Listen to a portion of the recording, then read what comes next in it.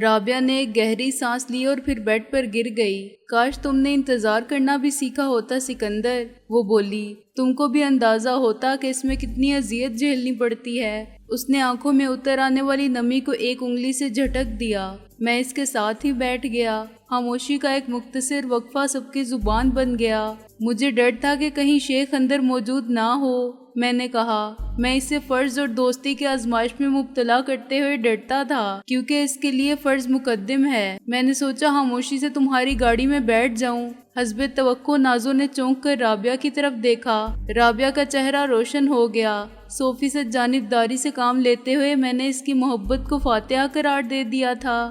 رابعہ کا جذبہ عشق صادق ہو گیا تھا۔ پھر یہ سوچ کر میں اندر آ گیا کہ نہ جانے تم کتنی دیر گپ لگاتی رہو۔ میں نے اپنی بات جاری رکھی۔ مجھے شہلا نے بتا دیا تھا کہ میری گرفتاری کے وارنٹ جاری ہو چکے ہیں۔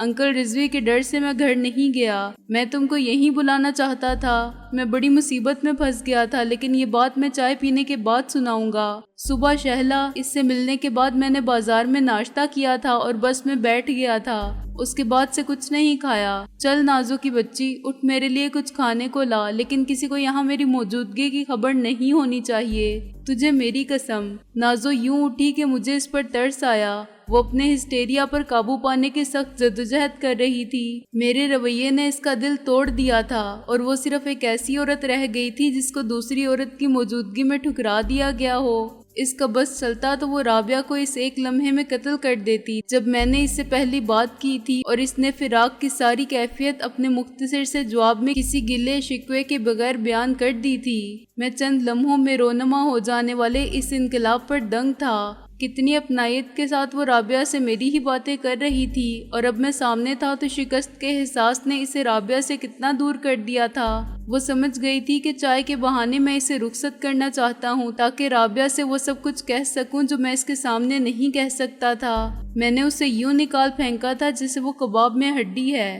اسے حسب سابق یوں مخاطب کیا تھا جیسے وہ میرے سامنے ایک بچی ہے، چنانچہ وہ جلنے لگی تھی اور یہ میری لگائی ہوئی آگ تھی۔ اس کی یاسیت کا رد عمل تذلیل کے احساس میں ڈھل گیا تھا۔ اس سے پہلے بھی رابعہ کے سامنے میں اپنے رویے سے نازو پر واضح کر چکا تھا کہ میں مجبور ہوں، صرف رابعہ سے محبت کر سکتا ہوں اور اس کی چاہت کا جادو مجھ پر چل ہی نہیں سکتا۔ ابھی میں نے اس کی انا کو نئی ٹھوکر ماری تھی، اس لیے کہ یہ حقیقت پھر اس پر عیاں ہو جائے، مجھ پر رابعہ کا اعتماد کم نہ ہو اور میں ان خطرات سے محفوظ رہوں جو دو کشتیوں میں قدم رکھ کے سفر کرنے والے کو لاحق ہوتے ہیں۔ لیکن اس طرح میں نے نازو کے اندر کی عورت کو مشتعل کر دیا تھا۔ اشتعال میں آ کر وہ کچھ بھی کر سکتی تھی، اپنے بھائی کو بلا کے مجھے گرفتار کروا سکتی تھی کہ میں اس کے ساتھ نہیں تو رابعہ کے ساتھ بھی کیوں رہوں۔ کسی غلط اقدام سے باز رکھنے کے لیے ہی میں نے اسے اپنی قسم دی تھی۔ چند منٹ بعد نازو واپس آئی تو میں کرسی پر بیٹھا تھا اور رابعہ خاموشی سے اپنی جگہ بیٹھی ٹانگیں ہلا رہی تھی، لیکن اس کی آنکھیں برس کے کھل جانے والے بادلوں کی طرح نظر آنے لگی تھیں، نکھری اور نمی سے بھوجل۔ ہو گئے سب گلے شکوے دور۔ نازو نے مسکراتے ہوئے طنز کا تیر چلایا۔ رابعہ نے نظریں جھکا لیں۔ ہاں، میں نے ہمت سے کام لے کر کہا، اب تو اپنی کہے گی یا میری سنے گی؟ مجھے کیا کہنا ہے؟ وہ پھیکی ہنسی ہنس کے چائے بنانے لگی۔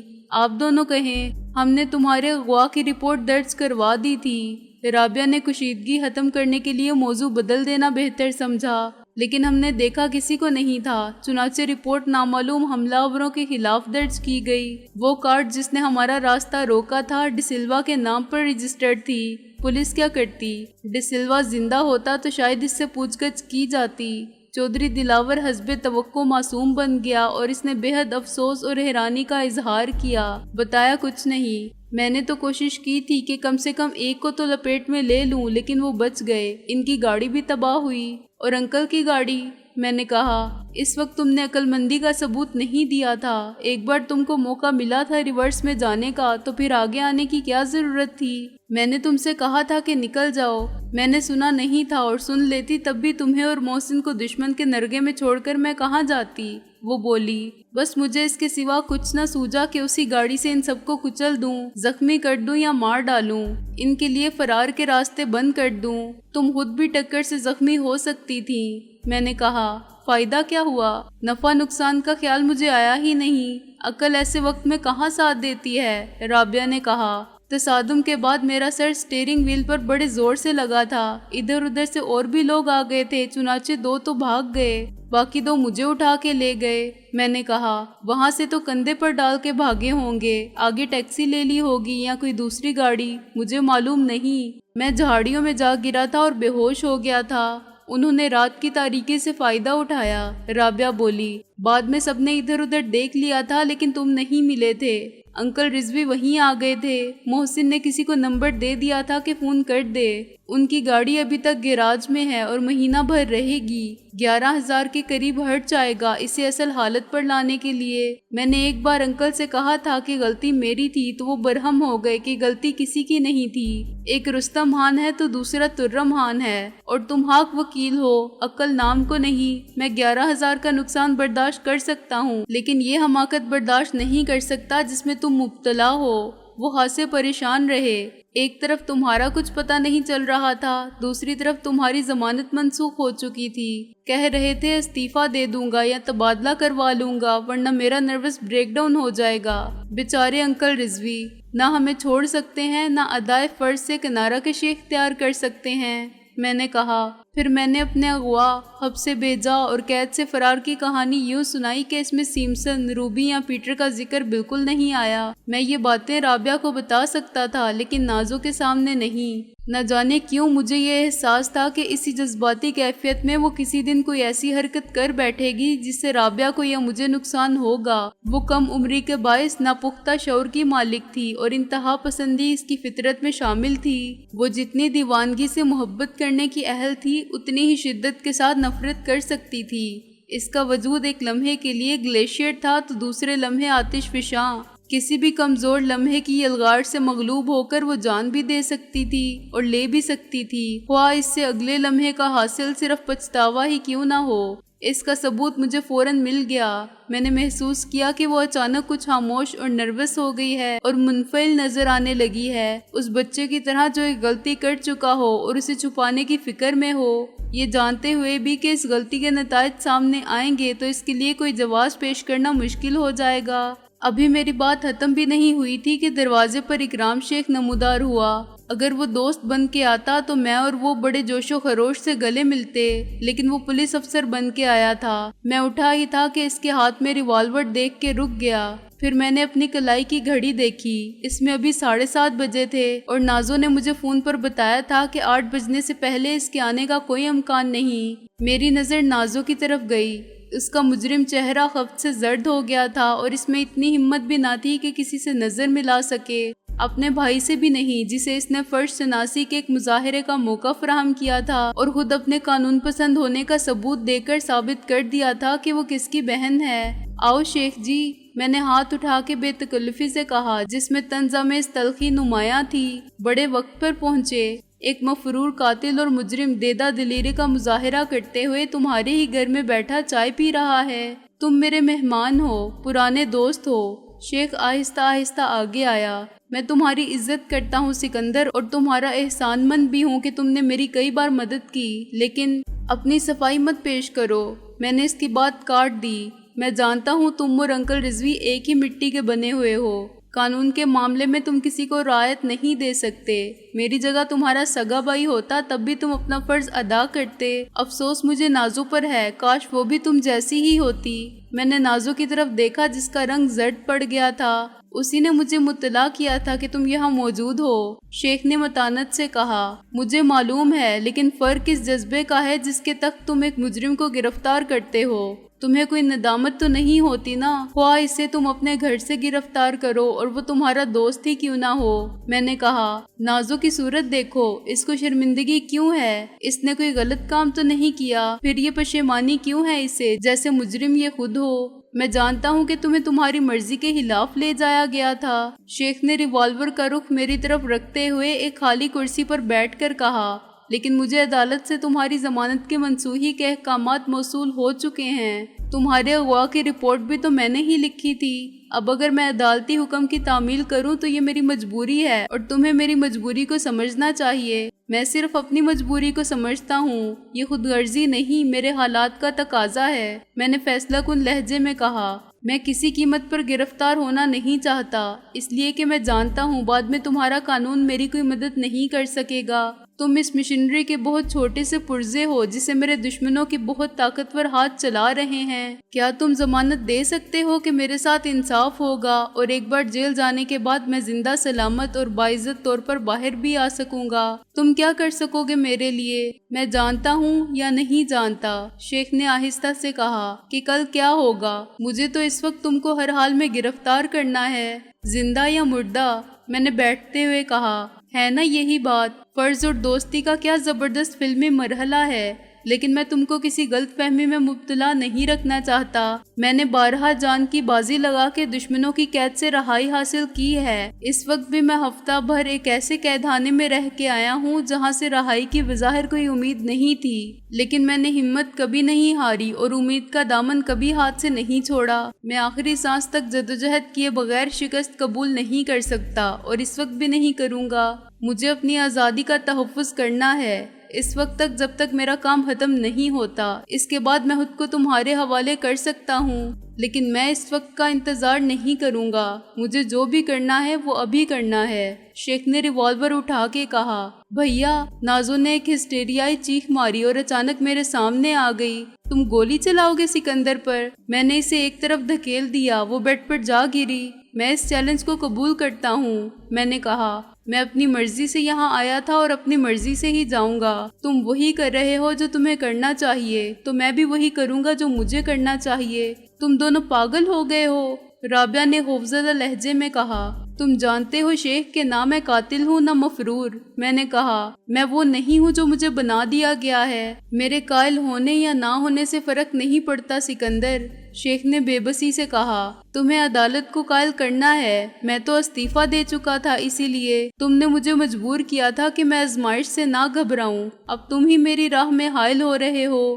جب تک یہ وردی میرے جسم پر ہے میں تمہاری بے گناہی کی دلیل کو عدالتی احکامات سے بڑھتر تو نہیں سمجھ سکتا۔